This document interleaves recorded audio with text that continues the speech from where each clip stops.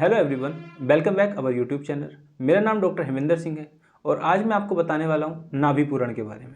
नाभि पूरण करने से हमें क्या क्या बेनिफिट्स होते हैं, किन किन स्थिति में हमें करना चाहिए और किस प्रकृति के व्यक्ति को किस तरह के तेल से नाभि पूरण करना चाहिए, ये सभी बातें डिटेल से मैं इस वीडियो में आज आपको बताने वाला हूँ।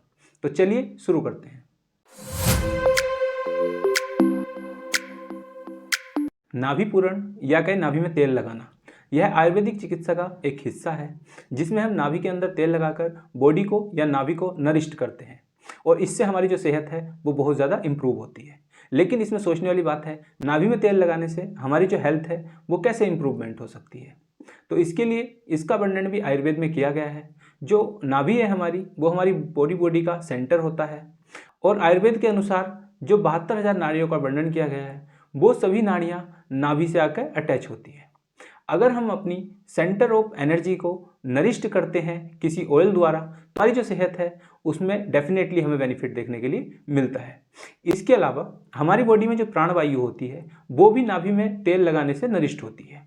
प्राणवायु का काम, जो हमारी बॉडी में जितने भी बेसिक फंक्शन होते हैं जो हमें जीवित रखते हैं, वो सभी प्राणवायु करती है। जितनी भी बॉडी में हीलिंग्स हो रही होती हैं उन सभी को प्राणवायु करती है। तो हमारा जो जीवन का स्रोत है या हमें जो जीवित रखती है वो हमारी प्राणवायु है। नाभि पूरण करने से हमारी जो प्राणवायु है उसको नरिशमेंट मिलता है। तो हम आगे इस वीडियो में बात कर लेते हैं नाभि में तेल लगाने से हमें क्या क्या फायदे मिलते हैं या नाभि पूरण करने से हमें क्या क्या बेनिफिट्स देखने के लिए मिलते हैं। तो नाभि पूरण करने से जो सबसे पहला बेनिफिट्स होता है वो है डाइजेस्टिव सिस्टम को इम्प्रूवमेंट करना। जो हमारी अग्नि होती है, पाचक अग्नि, उसको नाभि पूरण जो है इम्प्रूव करता है या कहें सम करता है। ये जो हमारी डाइजेस्टिव अग्नि है, इसका जो बेसिक काम है वो है हमारे फूड को डाइजेस्ट करना। जब हम कोई भी खाना खाते हैं तो उसको यह गलाकर और उसको पाचन कराती है। इसका साम्य होना बहुत आवश्यक है। जिन लोगों की डाइजेस्टिव अग्नि ठीक नहीं होती उनको कॉन्स्टिपेशन या फिर एसिडिटी और गैस जैसी समस्याएं बनी रहती है।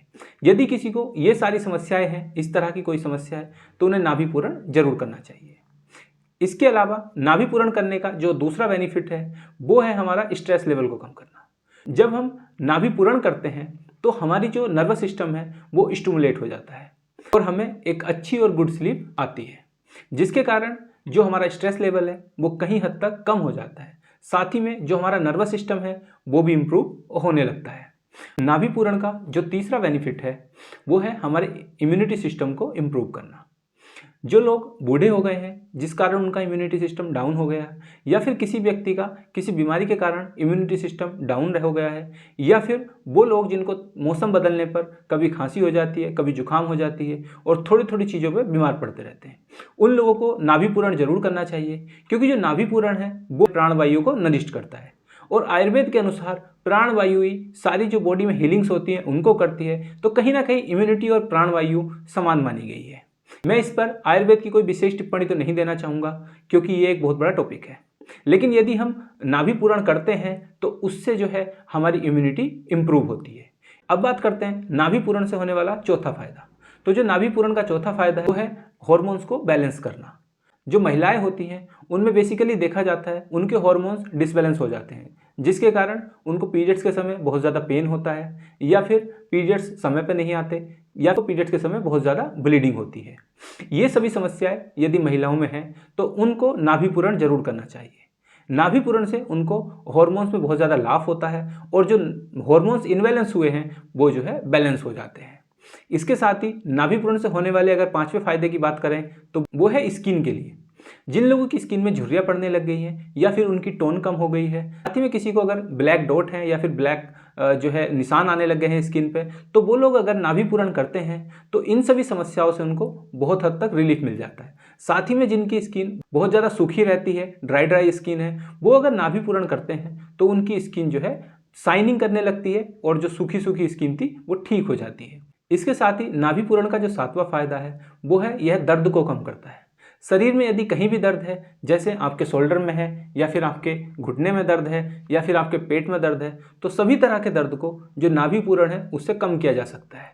क्योंकि आयुर्वेद के अनुसार माना यह जाता है जहाँ भी दर्द होता है वहाँ वायु प्रकोपित होती है और जो हम नाभि पूरण करते हैं, जो ऑयल यूज़ करते हैं, वो सभी वायु का शमन करते हैं। जिसके कारण हमारे पेट में या फिर जितने भी जॉइंट्स हैं उनमें यदि दर्द होता है और हम नाभि पूरण करते हैं तो हमें बहुत ज़्यादा फायदा मिलता है।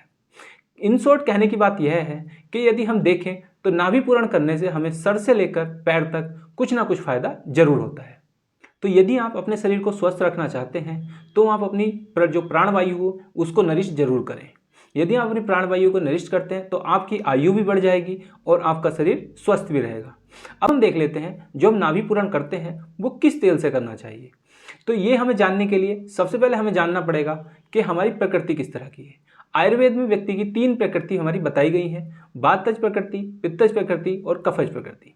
यदि हमारी वातज प्रकृति है तो हमें तिल तेल और बादाम के तेल से हमें नाभि पूरण करना चाहिए। जिन लोगों की वातज प्रकृति होती है उनको एंजाइटी रहती है, घबराहट होती है, ड्राई स्किन हो सकती है और ऐसे लोगों को कॉन्स्टिपेशन बना रहता है। यदि ये समस्या है तो आपको अपनी वातज प्रकृति समझकर नाभि पूरण करना चाहिए। और यदि आपकी पित्तज प्रकृति है तो आपको नारियल के तेल या फिर घृत से नाभि पूरण करना चाहिए। जो पित्तज प्रकृति वाले लोग हैं उन लोगों को शरीर पर एक्ने बनते रहते हैं, दाने बनते रहते हैं, उन लोगों को भूख ज़्यादा लगती है, साथ ही में उन लोगों को एसिडिटी होती है और उन लोगों को गुस्सा भी बहुत ज़्यादा आता है। यदि ऐसी किसी को प्रॉब्लम है तो उनको पित्तज प्रकृति समझकर अपनी चिकित्सा करनी चाहिए। इसके बाद यदि किसी की कफज प्रकृति है तो उन लोगों को मस्टर्ड ऑयल और सनफ्लावर ऑयल से नाभि पूरण करना चाहिए। जो कफज प्रकृति वाले लोग होते हैं उनका थोड़ा सा वेट ज़्यादा होता है, साथ ही में वो आलस्य से भरे हुए होते हैं और तीसरी बात उनका डाइजेस्टिव सिस्टम कभी भी ठीक नहीं रहता, उनको भूख बहुत ज़्यादा कम लगती है। ऐसे जो लोग हैं वो कफज प्रकृति के लोग होते हैं और उनको नाभि पूरण कफज प्रकृति का जानकर हमें करना चाहिए। अब हम बात कर लेते हैं कि हमें नाभि पूरण किस तरह से करना चाहिए, इसको करने का क्या मेथड है। सबसे पहले आपने जो ऑयल लिया है उसको गर्म किया जाता है। इस ऑयल को कभी भी डायरेक्ट हीट पर गर्म नहीं करते। सबसे पहले हम किसी बर्तन में पानी को गर्म करते हैं। उस पानी के अंदर हम जो भी हमारा ऑयल है उसको किसी बर्तन में या वो किसी सीसी में है, किसी बोतल में है तो उसको हम उसमें घुमाकर या फिर उसमें रखकर गर्म कर लेते हैं। उसके बाद जो व्यक्ति है जिसका हमें नाभि पूरण करना है उसको एक समतल सरफेस पे लिटा लेते हैं। फिर हम उसके जो नाभि है उसमें थोड़ा सा ऑयल डालते हैं और अपनी इंडेक्स फिंगर से या फिर जो व्यक्ति कर रहा है वो अपनी इंडेक्स फिंगर से अंदर की तरफ से मसाज करता हुआ बाहर की तरफ आता है। इसमें ध्यान रखने वाली बात यह है कि हमें जो मसाज करनी है वो हमेशा जो क्लॉकवाइज है उस तरह से करनी है, एंटी क्लॉक कभी भी नहीं करनी। यह मसाज आपको 10 से 15 मिनट करनी है, दिन में केवल एक बार कर सकते हैं। इसको जो करने का बेस्ट टाइम है वो या तो मॉर्निंग में है या फिर सोने से पहले रात्रि में हमें करनी चाहिए। अब हम बात करते हैं वो कौन से लोग हैं जिनको नाभि पूरण नहीं करना चाहिए। तो जो हमारी इमरजेंसी कंडीशन होती हैं, जैसे हमें हर्निया है या फिर पेप्टिक अल्सर है, अल्सरेटिव कोलाइटिस है या किसी को अपेंडिसाइटिस हुआ है या फिर पेट में किसी को सीवियर दर्द है, तो यह जो नाभि तर्पण है उन लोगों को हमें नहीं करना चाहिए। वैसे तो यह एक सेफेस्ट चिकित्सा है, परंतु जो एक्यूट वाले पेशेंट होते हैं उनको इससे आराम नहीं होता। यह केवल जो क्रोनिक डिजीज़ हैं जो लंबे समय से चली आ रही हैं उन पर ही बेनिफिट देती है और इसका जो बेनिफिट देने का तरीका है वो थोड़ा सा स्लो होता है। तो इसका हमें कभी भी इमरजेंसी में यूज़ नहीं कर सकते, इसको केवल हम क्रोनिक डिजीज़ में यूज़ करते हैं। आई होप मैं समझता हूँ अभी आपको नाभि पूरण करना आ गया होगा और आप किस व्यक्ति को किस तरह से नाभि पूरण करना है ये भी आप अच्छी तरह से समझ गए होंगे। इस वीडियो में जो मैंने आपको नाभि पूरण के बारे में समझाया है वह एक सुपरफिशियल नॉलेज है। यदि मैं इसमें टर्म्स की बात करता, आयुर्वेदिक टर्म्स की बात करूंगा तो वो आपको समझ में नहीं आएंगे।